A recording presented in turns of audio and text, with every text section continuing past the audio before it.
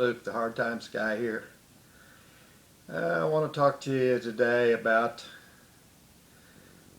just a few things. About a week ago, a little more than a week ago, today's Wednesday. A week ago Sunday, my family ended their coronavirus quarantine.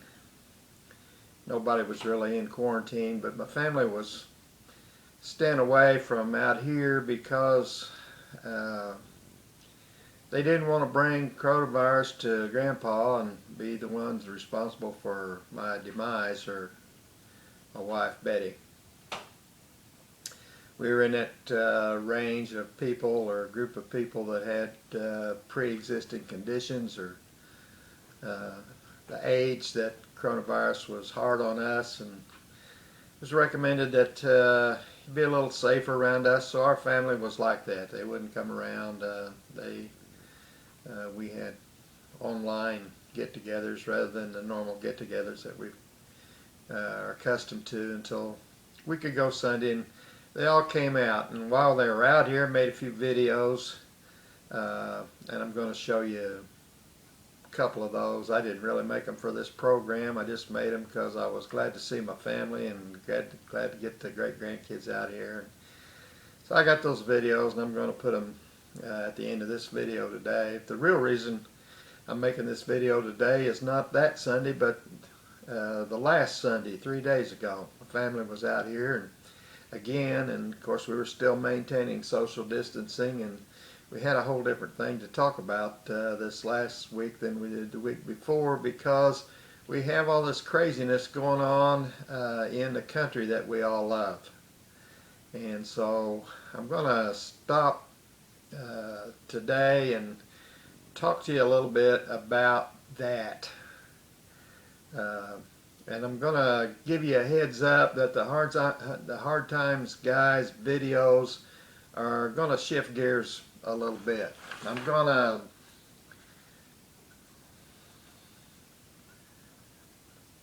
know whether to say I'm going to be politically incorrect, or I'm going to pull the stops out, or you're going to get more of the really truly Hard Times guy. But you know, I said in the very beginning, I'm making these videos so that stories and information about things that are important to me and my family and future generations don't get lost. And I've decided that even though these are out there for the rest of the world to look at or not look at, and I mean, I'm not breaking any records anyway, so what difference does it make the way I look at it? If you don't like them, turn them off. If I say something you don't like, turn it off. If it's whatever you're watching it on, just hit the button and go on. Hit the dislike button if you want to. I don't care. I'm going to start saying more about what I think without worrying about you, my audience. Because my real audience is my family and those members of my family that'll look at these videos long after I'm gone. And so the values that I was raised with, the values that they were raised with, the things that are important to me are going to start showing up more and more in these videos. And what's happening in our country today, to me, is insane. Let me first say that any life worth living has order in it. My God is a God of order, and chaos is no part of any life that's a good life. And what we've got right now in our country is about as pure chaotic, total chaos as I've seen in my lifetime. The things that are going on are just pretty much hard for me to even believe. uh, because I think order is important. It's important to have order in your family life, in your spiritual life, and in all aspects of your life. Having said that, I'm going to back up and cover some old ground that I've already covered before in a video, but in case you haven't seen that video, and thousands of you haven't, this needs to be covered again. My life is centered, first of all, around my faith. I believe that there is a God, and the best I can tell, there is one God, and He is that God of the Bible. That's what I believe. That's what my faith is based on. And that's where I stand. And I'll discuss it with you if you want to, but I'm not going to change that. I'm going to be pretty hard-headed about where I believe that. I'm 73 years old. It's too late for me to give up on something that I've tried to live my life by. The second most important thing is my family. I love my family. I do everything I can to help my family. I think one of the best things I can do to help my family is to teach them how to deal with life and living in this world that we live in. And so I try to do that through my example and through my speech on a daily basis. I will go to great lengths for the sake of my family. And if you happen to be somebody that's in opposition to somebody in my family, you might find that I go great lengths to protect them, to shield them. The third thing in my order of priorities are friends. In fact, I think faith, family, and friendship are three of the most important things in life.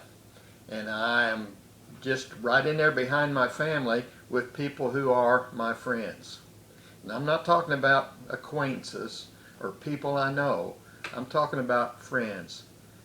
People who I've spent my life or some part of my life since I've known them. I care about them. They care about me.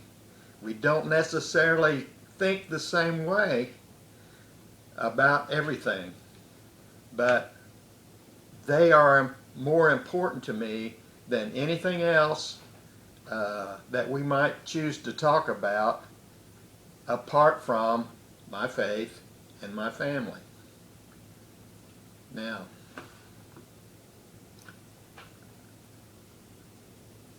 part of what the chaos in the world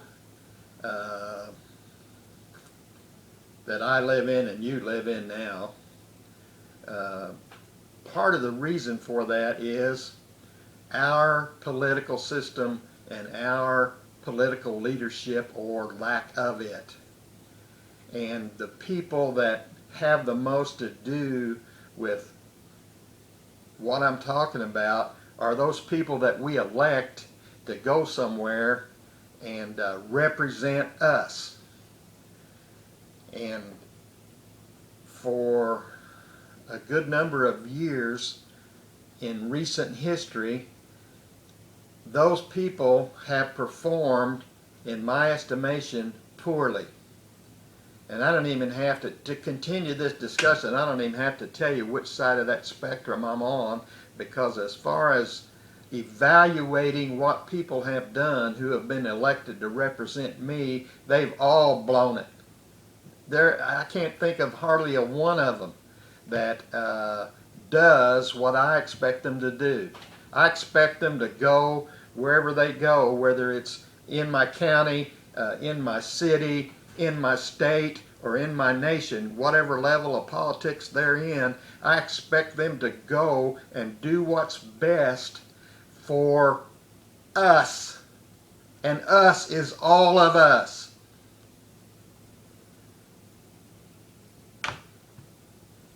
And more it seems, especially at the national level, that they can't do that.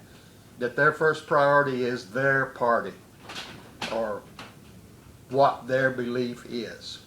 I mentioned to you, and I just said that to get back to my friends. I have friends on this side of that spectrum, and I mean out here a ways, and I have other friends that are on this side of that spectrum, and I mean out here a ways. They're far apart, and they sometimes can't have a discussion, so their approach to still being friends is don't discuss it. Avoid it when I'm with this person or this person. And that's kind of been my approach too, up until now.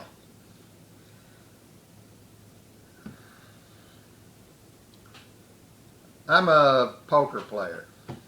I don't know whether I've ever told you that on these videos before or not, but I enjoy playing poker. I used to enjoy playing poker. Yeah, I can't do that anymore either because of this COVID-19 thing. Can't imagine a better place to kill myself than go to a poker game where there's 10 people sitting all at the same table handling the same playing cards and other paraphernalia that you play poker with, and eating off the same table with their fingers and what have you. It's just a recipe for disaster, the way I look at it right now. So I'm not playing any poker right now, and I don't know if I'll ever be able to play poker again. But one of the rules that they have at the poker game, most of them that I play in home games, is you can't talk about religion and you can't talk about politics. The reason they have that rules is we're a diverse group. And everybody pretty much adheres to that rule, but occasionally something comes up, and so the group decides to have a discussion, and it gets between a couple of people that are diametrically opposed and far apart, and it becomes a shouting match. So it gets to the point where the poker game's been disrupted to the point that whoever's running the game says, all right, and reminds them about the rule we got about no politics, no religion at the poker table. And I said I pretty much have agreed with that rule. And it's pretty much been my approach. It's easy for me to get along with a friend of mine if I avoid confrontations with him over something I know we have a disagreement about.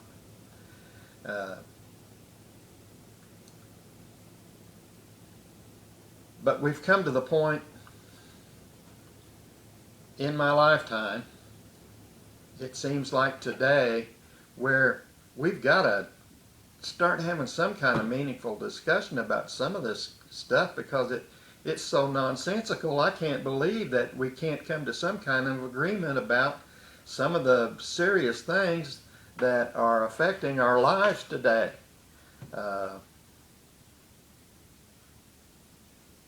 When I mentioned that I was going to start doing this on my videos, I had two of my family members at two different occasions, neither one of them having heard that the other one had said pretty much the same thing. They said, you can't do that. You go online with that and somebody's going to throw a firebomb through your window.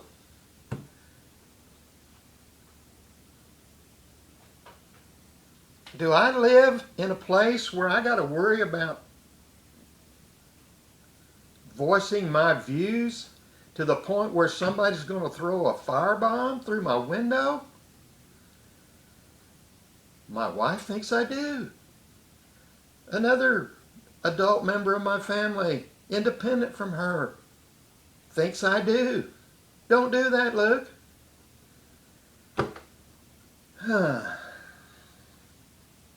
I refuse to go there. So, if you're one of my friends who I've avoided talking about my politics with, maybe I can't do that anymore.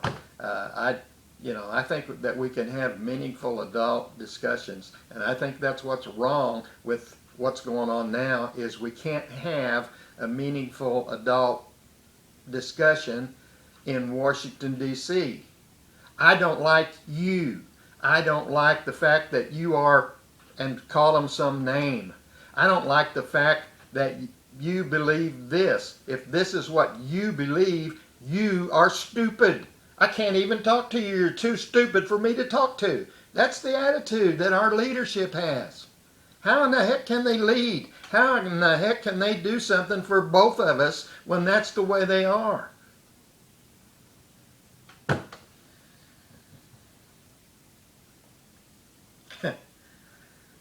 I didn't get to where I was wanting to go with this.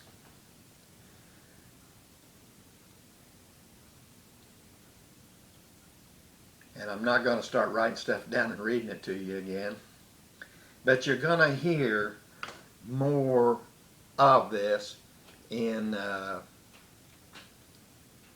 future episodes of the Hard Times Guide. And my family's got to hear it. They got to know what to do. They got to live in this world. You know, I'm going to be checking out not too long. You know, I'm 73. I'm in recently good health. I've got a heart condition. As red as my face is getting right now. Some of you might be worried about me. I don't know. I'm going to be here for a little while longer, but not nearly as long as I've already been here.